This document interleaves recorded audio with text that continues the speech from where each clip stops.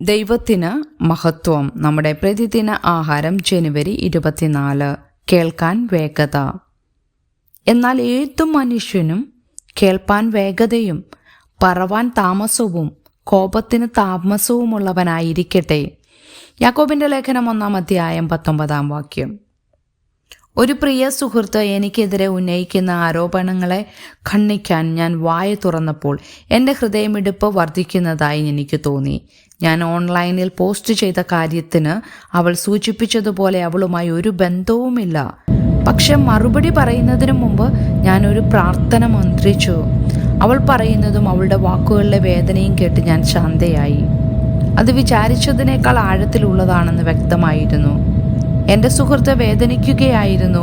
അവളുടെ വേദനയെ നേരിടാൻ അവളെ സഹായിക്കാൻ ഞാൻ തീരുമാനിച്ചതിനാൽ എന്നെ തന്നെ പ്രതിരോധിക്കാനുള്ള എൻ്റെ ആവശ്യമില്ലാതായി. ഈ സംഭാഷണത്തിനിടയിൽ യാക്കോബ് ഇന്നത്തെ തിരുവെഴുത്തിൽ എന്താണ് അർത്ഥമാക്കുന്നതെന്ന് ഞാൻ മനസ്സിലാക്കി. കേൾപ്പാൻ വേഗതയും പറവാൻ താമസവുമുള്ളവർ ആയിരിക്കുവാൻ യാക്കോബ് നമ്മെ പ്രോത്സാഹിപ്പിക്കുന്നു. വാക്കുകൾക്ക് പിന്നിലുള്ളത് എന്താണെന്ന് കേൾക്കാനും ദൈവം ആഗ്രഹിക്കുന്ന നീതിയെ പ്രവർത്തിക്കാത്ത കോപം ഒഴിവാക്കാനും ശ്രവണം നമ്മെ സഹായിക്കും.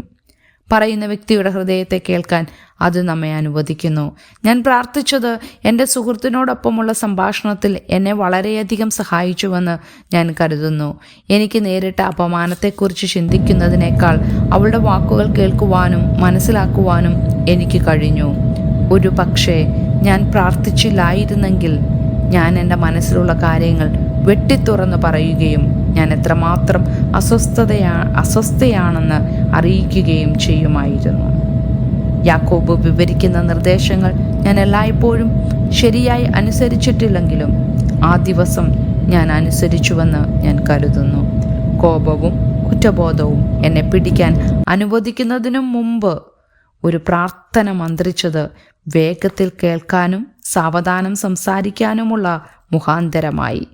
ഇത് കൂടുതൽ പ്രാവശ്യം ചെയ്യാനുള്ള ജ്ഞാനം ദൈവം എനിക്ക് തരണമേ എന്ന് ഞാൻ പ്രാർത്ഥിക്കുന്നു. ചിന്തിക്കുക, മുൻകാലങ്ങളിൽ യാക്കോബിൻ്റെ നിർദ്ദേശം നിങ്ങളെ എങ്ങനെ സഹായിച്ചിട്ടുണ്ട്?